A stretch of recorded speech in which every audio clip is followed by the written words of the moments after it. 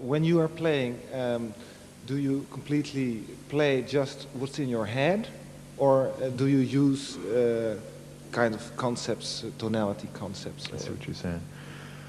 Well, for me, I'm going to use an analogy that I heard from Gary Burton, which is a great one, which is, you just asked me a question. You've been speaking English a long time, you know how to speak English.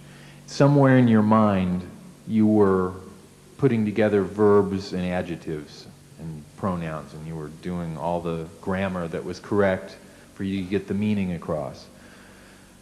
Improvisation is exactly the same. There's a language that's, you know, has grammar. And, you know, this is a language I've been dealing with for 20 years now. And I mean, in terms of sitting down and if you were to hand me, you know, 50 unrelated chords, I could solo through them and I would, all those connections would be made and it, you know, I would play 90% right notes, you know, or correct things. But I would also be hearing it because I would be having ideas and they all kind of go together, which to me just comes from experience and just doing it a lot. For me, while I'm playing, I'm not thinking about tonalities or chords or this or that, but it's an element in what I'm doing. Just like while I'm speaking to you now, in the front of my mind, I'm not thinking about verbs and adjectives and nouns. I'm just talking because I can do it. Yeah. And it's the same with improvisation. But learning the grammar of improvisation is a fairly difficult job. You know, to really understand the vocabulary of improvisation as implied by Charlie Parker and John Coltrane is, you know, it's a good 6 or 7 year study, you know, minimum, to really get it so that you're fluent in that vocabulary. And to me, this is essential. You know, you have to have a strong sense of the bebop language to play any kind of jazz. When I hear guys, whether they're free guys, fusion guys, or new age guys, or whatever you call it, that don't have the bebop language down, I always get bored. Because to me, that's the foundation that everything else is built on. And in this sense, I'm very conservative. I don't have too much tolerance for music that doesn't have that language as a part of it.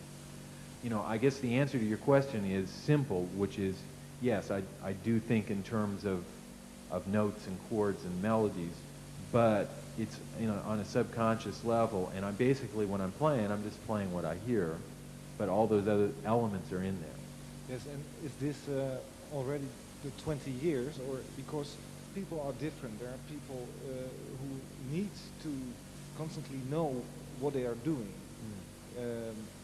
Did you have the same process in yourself in the beginning, and then later on it's getting fluid? Yeah, and you know, it's difficult. It's hard, and especially at the beginning, you know, a tune where there's chords going by like this, too many people instantly can do. I mean, you know, you do have to take the time to learn it, and of course, you know, when you're starting, it's like kind of overwhelming. It's a matter of time and just doing it, and also being around people who can do it, I think is maybe the best thing. In my case, I was very lucky because I grew up around Kansas City in Missouri, where there was a very active jazz scene. And my education wasn't sitting in a room with a book. It was being with guys going 1, 2, 1, 2, 3, 4, and then you know, doing the best I could, you know. And that was a great situation for me to be in because it was for real. It wasn't theoretical. It was like, you know, do it, you know. And, you know, I sounded very bad. I mean, I was only 15 or 16 years old at the time. In the first couple years, you know, I sounded terrible. But gradually, you know, I mean, and I'm still working to try and get better, but I mean, you know, as you do it more, you get more insight and wisdom about what it is that you're trying to do. And, you know, it's a difficult process, but I do feel like it's something that can be quantified. I mean, it's something that you can learn on a, sort of like you're talking about, on an intellectual level, at least just to get the grammar of it down. I mean, there's a whole other point after what we're talking about, which is actually the most important part, which is the sort of actual creativity. I mean, what you finally do play. But I mean, we're sort of talking on a more basic level, just the nuts and bolts of it. You have to understand it on an intellectual level first. You were talking about having it in your mind what you're doing all the time. I think that that's step one, you know. But there's, you know, a few other steps after that. Eventually, you want to get it to where you're not thinking about it.